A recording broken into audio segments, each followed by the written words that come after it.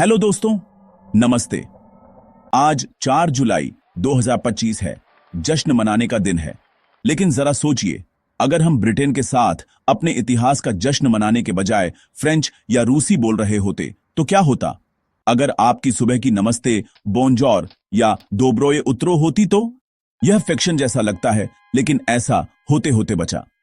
दुनिया के दो सबसे शक्तिशाली लोग, नेपोलियन बोनापार्ट और त्सार पॉल वाई, ने एक बार भारत पर हमला करने की साजिश रची थी, जिसका मकसद अंग्रेजों को बाहर निकालना और मसालों और दौलत की इस जमीन पर कब्जा करना था।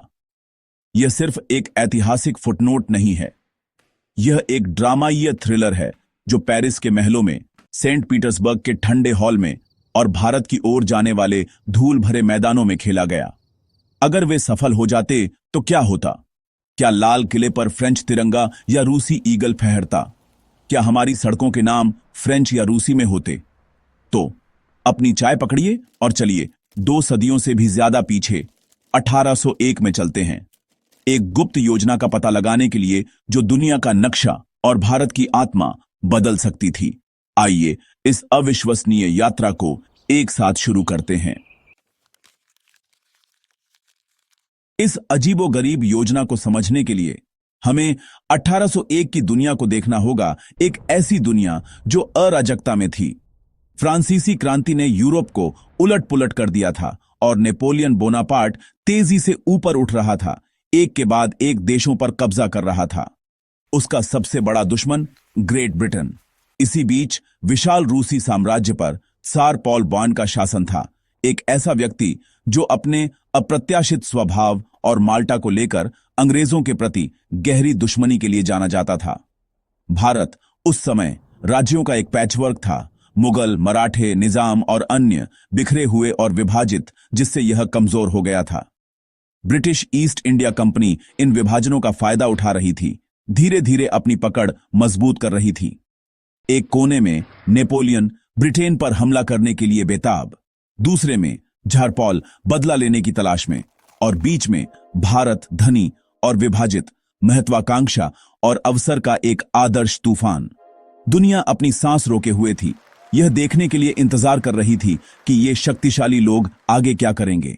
यह हमारे नाटक का मंच है। यहीं पर चीजें दिलचस्प हो जाती हैं। नेपोलियन और झारपॉल, जो कभी दुश्मन थे, अचानक सहयोगी बन गए। नेपोलियन हमेशा की तरह रणनीतिकार, नेपोल की चापलूसी की और रूसी युद्धबंदियों को वापस कर दिया, जिससे वह पूरी तरह से जीत गया।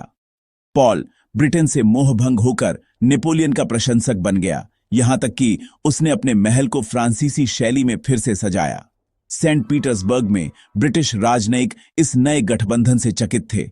यह सिर्फ दोस्ती नहीं थी, यह जल्दी ही एक सैन्य समझौता बन गया। उन्होंने मिलकर भारत पर संयुक्त आक्रमण का सपना देखा, फ्रांसीसी अनुशासन को रूसी जनशक्ति के साथ मिलाकर। उनकी योजना ब्रिटिश नौसेना को जमीन के रास्ते बाईपास करना, ब्रिटेन के सबसे बड़े इनाम भारत पर हमला करना। नेपोलियन के लिए यह ब्रिटेन की दौलत को काटने का एक तरीका था, पॉल के लिए यह अंतिम बदला था। लंदन में ज्यादातर लोगों ने इसे कल्पना कहकर खारिज कर दिया, लेकिन इन दोनों के लिए यह बहुत वास्तविक था। वे एक ऐसी योजना को अंजाम देने वाले थे जो इतिहास बदल सकती थी। यह योजना साहसी थी, सीधे एक रोमांचक फिल्म से निकली हुई। सबसे पहले 35,000 की फ्रांसीसी सेना डेन्यूब नदी से नीचे जाएगी, काला सागर पार करेगी और रूस होते हुए अस्त्रखान तक मार्च करेगी। वहां वे समान आकार की एक रूसी सेना में शामिल होंगे, फिर कैस्पियन सागर पार कर फारसी, आधुनिक ईरान तक जाएंगे।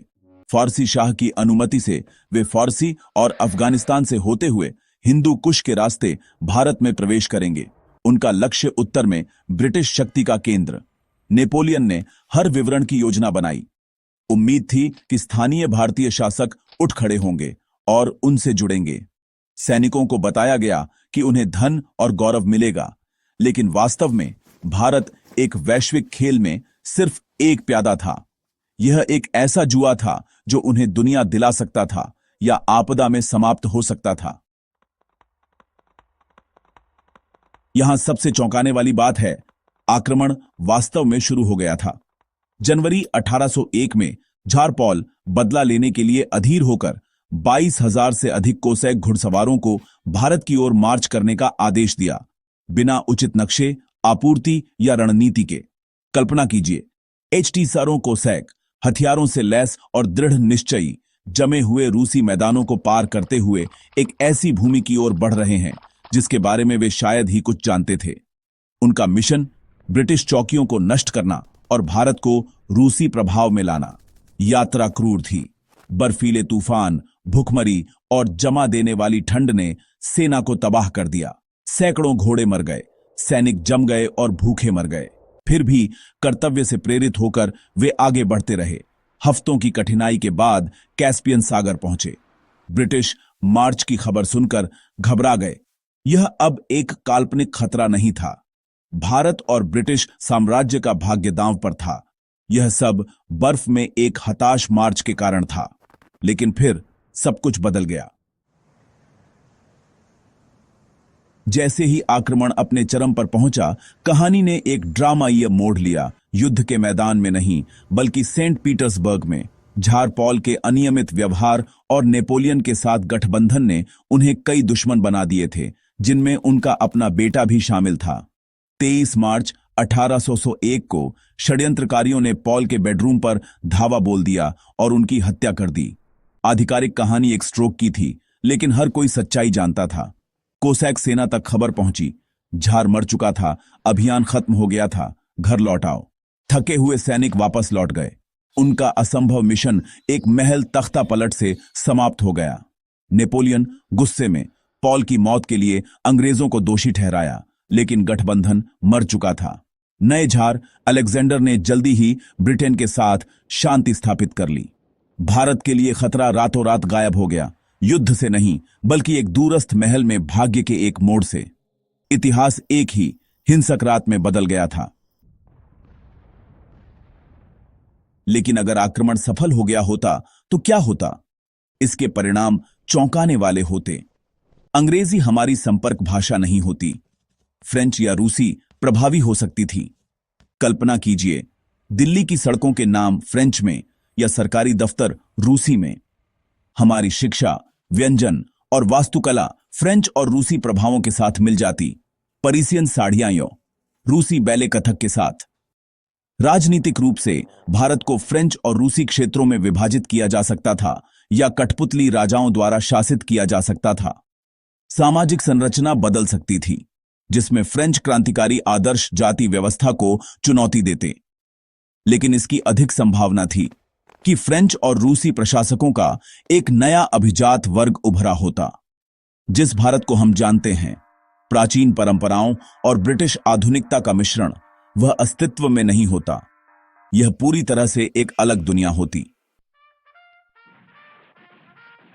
अब जूम आउट करें। अगर नेपोलियन और झार ने भारत पर कब्जा कर लिया होता तो ब्रिटेन को एक विनाशकारी झटका लगता। भारत के धन ने ब्रिटेन के उदय को वित्तपोषित किया। इसे खोने से साम्राज्य पंगु हो सकता था। ब्रिटिश वह वैश्विक महाशक्ति नहीं बन पाते जिसे हम जानते हैं। सूर्य कभी अस्त नहीं होता, शायद कभी सच नहीं होता। नेपोलियन भारत के धन के साथ यूरोप पर हावी हो सकता था।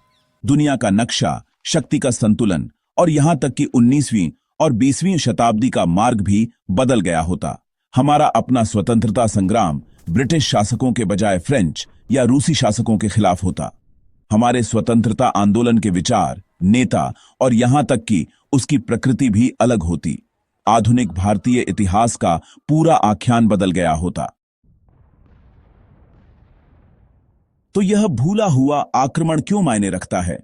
यह हमें याद दिलाता है कि इतिहास अनिवार्य नहीं है। एक ही घटना, जैसे एक झार की मौत, सब कुछ बदल सकती है। हमारा वर्तमान संयोग इत्तेफाक और अंतिम मिनट के मोड़ पर बना है। भारत हमेशा वैश्विक शक्ति संघर्षों के केंद्र में रहा है, न कि सिर्फ एक निष्क्रिय शिकार। इन क्या होता अगर की खोज हमें अपने वास्तविक इतिहास की सराहना करने और अपनी पहचान को समझने में मदद करती है। यह हमें यह समझने में मदद करता है कि हम कौन हैं और क्यों। यह कहानी हमें राज और हमारे स्वतंत्रता संग्राम पर एक नया दृष्टिकोण देती है। जिस दुनिया को हम जानते हैं वह कभी गारंटी नहीं थी। इसे महत्वाकांक्षा, गठबंधनों और दुर्घटनाओं ने आकार दिया। अगली बार जब आप भारत का नक्शा देखें तो याद रखें, हम कई संभावित इतिहासों में से सिर्फ एक में जी रहे हैं। अगर आपको यह वीडियो महत्वपूर्ण लगा तो लाइक, शेयर और सब्सक्राइब करें। यह कहानी सुनने लायक है।